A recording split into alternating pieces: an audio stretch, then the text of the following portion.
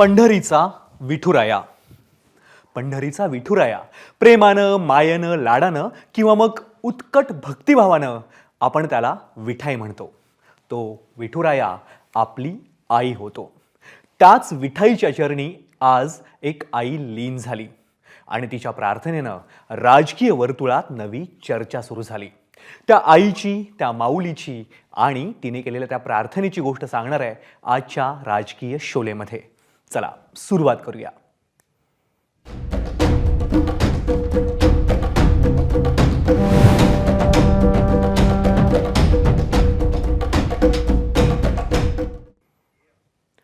अजित पवारांच्या मातोश्री आशाताईंनी आज लाडक्या विठुरायाचं दर्शन घेतलं आणि अर्थातच त्या विठुरायाला एक साकडंही घातलं. जवळपास 18 महिन्यांपूर्वी वेगळे झालेला शरद पवार आणि अजित पवारांनी एकत्र यावं आणि कुटुंबातील कटुता संपावी असं साकडं, असं मागणं त्यांनी त्या विठुरायापुढे घातलं. त्यामुळे अजित पवारांच्या मातोश्रींना आपल्या मुलाच्या मनात नेमकं काय सुरू आहे हे समजल्याची चर्चा रंगली आहे. पाहूया एक खास रिपोर्ट. या आहेत अजित पवारांच्या मातोश्री आशाताई पवार. आई इतकं एखाद्या व्यक्तीला कोणीच ओळखत नाही असं म्हणतात.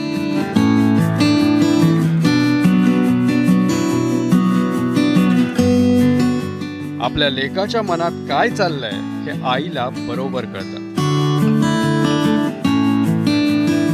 आणि लेकरांची इच्छा पूर्ण करण्यासाठी आई शक्य ते सगळे प्रयत्न करत राहते. नव्या वर्षाच्या पहिल्याच दिवशी आशाताईंनी पांडुरंगाचं दर्शन घेतलं. अजितदादा परदेशात नव्या वर्षाचं स्वागत करण्यासाठी गेलेले असताना त्यांच्या माऊलीनं लाडक्या विठू माऊलीकडे एक साकडं घातलं. माझ्या दादाला सर्वांना चांगलं वर्ष सुखी सुखी जाऊ दे, सगळे वाद संपू दे. देवाला सांगितलं, पांडुरंगाला दाराच्या मागची सगळी जाऊ दे. आपली ही छोटीशी आशा विठ्ठलाच्या कानावर घालताना आशाताईंनी नोटांचे 2 गठ्ठे मनोभावे विठूचरणी अर्पण केले. दानपेटीच्या फटीपेक्षाही जाडजूड असणारे हे गठ्ठे आशाताईंनी अगदी भक्तिभावानं पेटीत सारले. दोन्ही पवारांनी एकमेकांविषयी मनात असणाऱ्या अशाच छोट्या मोठ्या फटी दूर कराव्यात आणि थोडा ताण पडला तर या नोटांप्रमाणेच एकमेकांना स्वतःच्या हृदयात सामावून घ्यावं अशीच प्रार्थना त्यांनी केली असावी.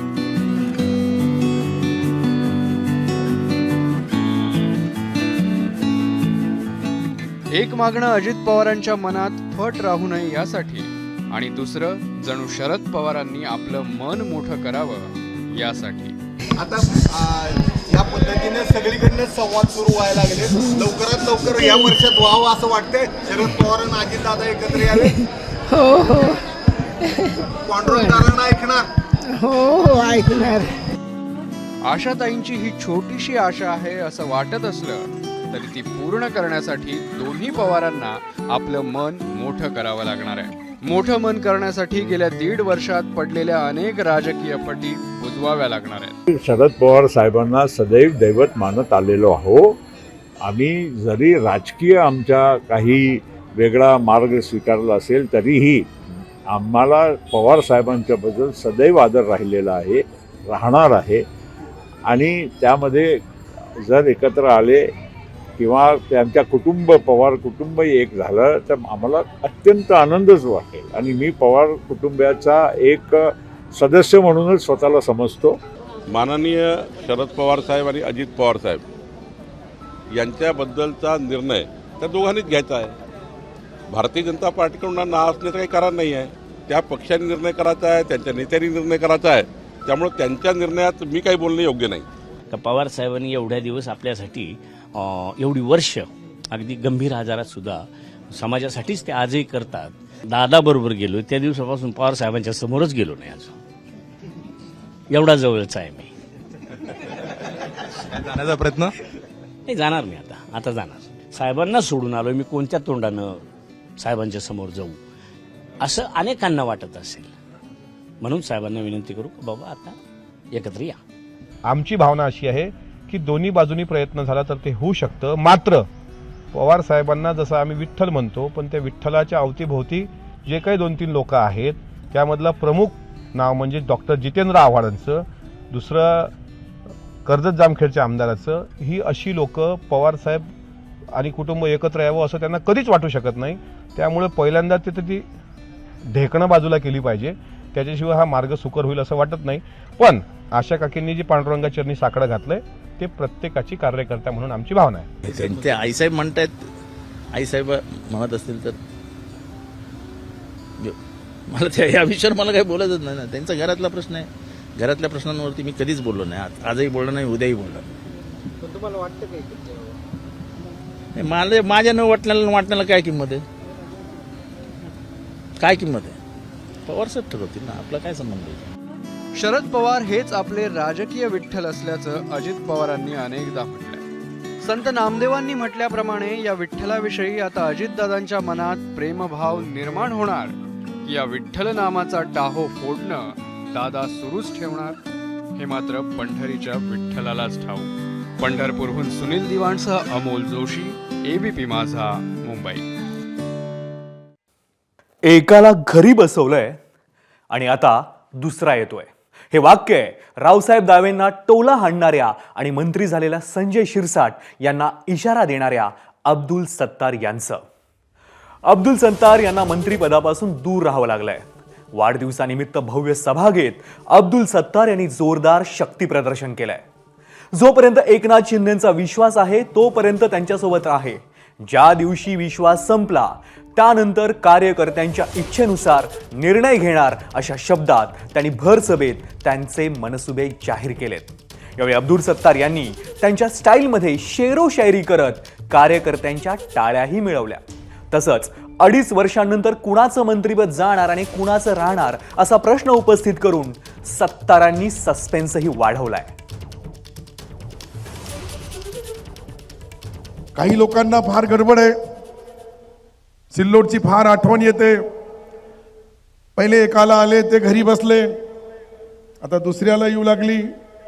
काही लोक म्हणतात सिल्लोड, अरे सिल्लोड काय, मी संभाजीनगर औरंगाबाद मध्ये येतोय आणि इथलची कोणाची गुंडगिरी किती आहे, त्याला कसं थांबवायचं हे बी निर्णय मीच घेणार आणि येणार.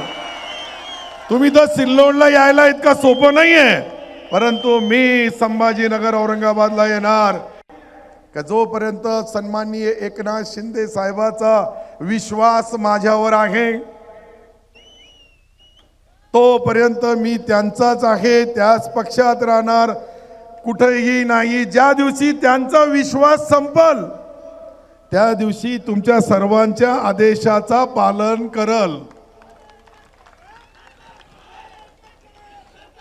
अजून मुख्यमंत्री देवेंद्रजीचा विश्वास माझ्यावर आहे, अजितदादांचा आहे. तर या राजकारणामध्ये पद येतात, पद जातात. कुछ देर तक खामोशी है, फिर कानों में शोर आएगा. तुम्हारा तो सिर्फ वक्त है, हमारा दौर आएगा. ये तो वक्त ही है. मैं आपको जो ये बता रहा हूं,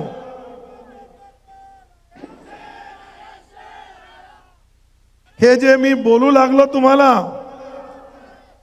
काही लोक एखादा नाला जसा खडखड करतोय तसा खडखड करू लागले. अरे मलाही 5 वर्ष मंत्री म्हणून काम करण्याची संधी मिळाली. पुढच्या वेळेस काय होईल 2.5 वर्षानंतर हेही आज सांगता येणार नाही, कारण की राजकारणामध्ये कधीही त्या गोष्टी पुऱ्या होत नाही जे आश्वासन दिल्या जातात. मलाही त्याची जाणीव आहे. आमच्या नेत्यांनी सर्वांना सांगितलं की 2.5 वर्ष हे राहतील, 2.5 वर्ष ते राहतील. आता 2.5 वर्ष तुम्हालाही थांबावं लागेल. कोणाची गुंडगिरी किती आहे, त्याला कसं थांबवायचं हे बी निर्णय मीच घेणार आणि येणार. तुम्ही तर सिल्लोडला यायला इतका सोपं नाहीये, परंतु मी संभाजीनगर औरंगाबादला येणार. शिवसेना ठाकरे गटाचे आमदार मिलिंद नार्वेकर उद्धव ठाकरेंचे अत्यंत जवळचे मानले जातात. जवळपास 30 वर्ष नार्वेकरांनी उद्धव ठाकरेंचे पीए म्हणून काम पाहिलं. पण याच नार्वेकरांच्या सोशल मीडिया पोस्ट पाहून सध्या राजकीय वर्तुळात आश्चर्य व्यक्त केलं जात आहे. बीड हत्या प्रकरण संदर्भात रडारवर असलेल्या बीडचा वाल्मिक कराड पोलिसांना शरण गेला. त्यावेळी नार्वेकरांनी पोस्ट लिहित मुख्यमंत्र्यांचं अभिनंदन केलं. मिलिंद नार्वेकर यांचं अशा प्रकारे अभिनंदन करणं याचं सध्या अनेक अर्थ लावले जात आहेत. पाहुयात नार्वेकरांच्या मनात नेमकं काय आहे. मिलिंद नार्वेकर गेली 30 वर्ष उद्धव ठाकरेंची जणू सावली बनून वावरणारे त्यांचे स्वीय सहाय्यक मिलिंद नार्वेकर. पण हेच नार्वेकर गेल्या काही दिवसात त्यांच्या ट्विटरवरील राजकीय पोस्टमुळे चर्चेत आहे. मस्साजोगचे सरपंच संतोष देशमुख यांच्या हत्या प्रकरणातील प्रमुख आरोपी वाल्मिक कराड आज पुण्यात CIDला शरण आला. त्याबद्दल मुख्यमंत्री देवेंद्र फडणवीस व पोलीस महासंचालक रश्मी शुक्लाजी यांचं अभिनंदन. ठाकरेंची शिवसेना ही सध्या फडणवीसांची कट्टर विरोधक आणि याच विरोधी गटाचे प्रमुख असलेल्या ठाकरेंचे निकटवर्तीय बीडमधल्या प्रकरणावरून फडणवीसांचं अभिनंदन करत असतील तर चर्चा तर होणारच. फक्त बीडच्या घटनेबद्दलच नाही तर याआधी सुद्धा मिलिंद नार्वेकर यांनी केलेल्या ट्विटरवरच्या राजकीय पोस्ट या थेट ठाकरेंच्या शिवसेनेच्या भूमिकेविरोधातल्या होत्या. त्यामुळं मिलिंद नार्वेकरांच्या मनात नेमकं चाललंय तरी काय या चर्चा आता राजकीय वर्तुळात जोर धरू लागल्या आहेत. आता मिलिंद नार्वेकरांच्या या आधीच्या पोस्ट काय होत्या तेही पाहूया. 28 नोव्हेंबर 2024 महाराष्ट्राच्या पोलीस महासंचालक पदाची जबाबदारी स्वीकारल्याबद्दल रश्मी शुक्लाजी यांचं मनपूर्वक अभिनंदन. 5 डिसेंबर 2025 देवेंद्र फडणवीसजी यांनी मुख्यमंत्री पदाची शपथ घेतली. तसंच श्री एकनाथ शिंदेजी व श्री अजितदादा पवार यांनी उपमुख्यमंत्री पदाची शपथ घेतली. त्याबद्दल त्यांचे मनपूर्वक अभिनंदन. आणि त्यानंतर ही नार्वेकरांची कालची पोस्ट. सोशल मीडियातल्या या पोस्ट संदर्भात नार्वेकर माध्यमांसमोर मात्र कधीच बोलले नाही. मात्र महाविकास आघाडीच्या नेत्यांना त्यांच्या पोस्ट संदर्भात विचारलं असता त्यांनी काय प्रतिक्रिया दिली पाहूया. नार्वेकर हा इंडिव्हिज्युअल माणूस आहे, त्यामुळे त्याची काय भूमिका असू शकते ह्याच्याबद्दल तुम्ही मला का विचारता. तो मोठ्या मनाचा माणूस आहे, त्यामुळे मोठ्या मनाची माणसं अशी मोठी असतात, ते लिबरल असतात एकदम, त्यामुळे ते व्यक्त होतात. आम्ही तेवढे मोठे नाही, त्यामुळे आम्ही आपल्या मर्यादा सांभाळून बोलतोय. मिलिंद नार्वेकर गेली 3 दशकं उद्धव ठाकरेंसोबत वावरत आहेत. पण उद्धव ठाकरेंच्या ते संपर्कात कसे आले? मिलिंद नार्वेकर मुंबईच्या मालाडमधील लिबर्टी गार्डन परिसरातील वॉर्डमध्ये शिवसेना गटप्रमुख पदाचं काम पाहायचे. 1992 साली वॉर्ड विभागला गेला. नव्या वॉर्डच्या शाखाप्रमुख पदासाठी नार्वेकरांनी मातोश्री गाठली. सर्वसामान्य कुटुंबातील नार्वेकर शाखाप्रमुख होण्यासाठी मुलाखतीला गेले. ती उद्धव ठाकरेंसोबतची त्यांची पहिली भेट. नार्वेकरांमधली हुशारी पाहून उद्धव ठाकरेंनी त्यांना ऑफर दिली. शाखाप्रमुख व्हायचंय की अजून काही जबाबदारी चालेल? मिलिंद नार्वेकरांनी उत्तर दिलं, तुम्ही सांगाल ते. तेव्हापासून नार्वेकर कायम उद्धव ठाकरेंच्या सोबत आहे. त्यामुळे ठाकरेंच्या इतक्या जवळचा माणूस विरोधी पक्षाच्या नेत्यांचं त्यांच्या भूमिकेचं कौतुक करत असेल तर त्याचे अनेक पडसाद राजकीय वर्तुळात लगेच उमटतात. नार्वेकरांच्या गेल्या काही दिवसातल्या पोस्टमुळे नेमकं तेच घडलंय. आपले कट्टर विरोधक एकनाथ शिंदे असो की देवेंद्र फडणवीस असो यांचं जाहीरपणे केलेलं अभिनंदन असो, यामुळं मिलिंद नार्वेकर काय साध्य करतात? पक्षाची भाजपसोबतची जवळीक वाढवत आहेत की मग पक्षाविरोधात भूमिका घेत आहेत? याचं उत्तर अद्याप मिलिंद नार्वेकर जाहीरपणे देत नाहीत. पण त्यांच्या या सोशल मीडिया पोस्टवरून नेमकं मिलिंद नार्वेकर यांना काय साध्य करायचं याचं उत्तर अद्यापही गुलदस्त्यात आहे. व्हिडिओ जर्नलिस्ट प्रशांत मानेसह मी अजय माने, ABP माझा, मुंबई. ABP माझा, उघडा डोळे बघा नीट.